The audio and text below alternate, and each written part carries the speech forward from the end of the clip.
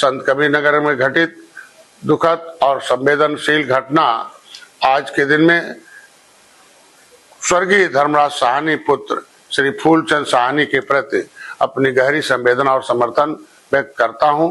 मैं हर हाल में सुनिश्चित करूंगा कि पीड़ित परिवार की त्वरित और न्यायपूर्ण जो है मुक्ति और न्याय मिले। वर्तमान में मैं सरकारी कार्यक्रमों के चलते कानपुर देहात के नोएडा के दौरे पर हूं। आप लोगों की आस्था और समर्थन की वजह से आज मैं सरकार में हूं। सरकार में होने के नाते कुछ कर्तव्य और जिम्मेदारी भी है।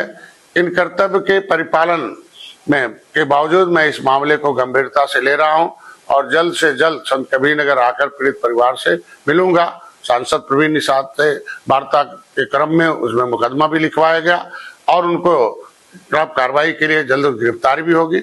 मेरी पीड़ित परिवार से फोन पर भी बातचीत हुई है और परिजनों ने स्पष्ट कहा कि आरोपियों की गिरफ्तारी, मामले की निष्पक्ष जांच और कल धरना प्रदर्शन में शामिल हुए निर्दोष निषाद युवाओं पर किसी प्रकार की पुलिस कार्रवाई नहीं होनी चाहिए। मैंने परिजनों को आश्वस्त किया है कि दोषियों को किसी भी हालत में बख्शा नहीं जाएगा। कल पूर्व सांसद प्रवीण निषाद जी के हस्तक्षेप के पश्चात मुकदमा जो दर्ज हुआ था, आगे की कार्रवाई भी की जाएगी। निषाद पार्टी पूरी तरह से पीड़ित परिवार के साथ पूरा समाज खड़ा है। आज के दिन में सभी निर्दोष युवाओं को छोड़े जाने के संबंध में उच्च अधिकारियों से वार्ता भी हुई है। इस संदर्भ में मेरे जिले के कप्तान से भी फोन पर वार्ता हुई है।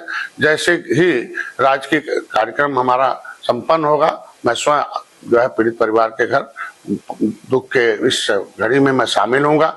इस मामले पर मैंने जिला पुलिस कप्तान से वार्ता की है और मामले की जानकारी प्राप्त होते ही मैंने निषाद पार्टी के विधायक अनिल त्रिपाठी को भी तत्कालीन रूप से भेजा था। मामले में संज्ञान आने पर ये साफ कर दूं कि निषाद समाज के प्रति किसी भी प्रकार का अन्याय बर्दाश्त नहीं किया जाएगा।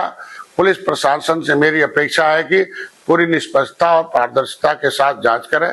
यदि जांच या कार्रवाई में किसी प्रकार की ढील या पक्षपात दिखा तो मैं सरकारी पद पर रहते हुए भी जवाब मांगेंगे और सख्त कदम उठाने के पीछे नहीं हटूंगा।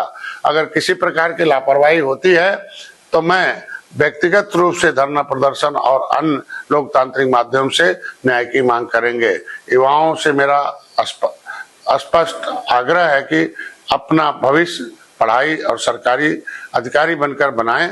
इस संघर्ष को हम शांतिपूर्ण, संगठित, कानूनी तरीके से लड़ाई लड़ेंगे और हम चेतावनी भी देते हैं साफ कि हमारे समाज पर अगर चोट हुई तो निषाद समाज जागकर और आकर अपनी आवाज को तेज करेगा। वहां हर जगह मामले में नामजद FIR हो चुकी है। पुलिस का काम है सभी आरोपियों को पकड़ना और पुलिस मामले में जज की भूमिका न निभाए। न्यायपालिका तय करेगी कौन दोषी और कौन निर्दोष है। साथ ही स्पष्ट कर दो कि बिना वजह किसी भी निषाद समाज के युवकों को पुलिस हिरासत में न रखा जाए।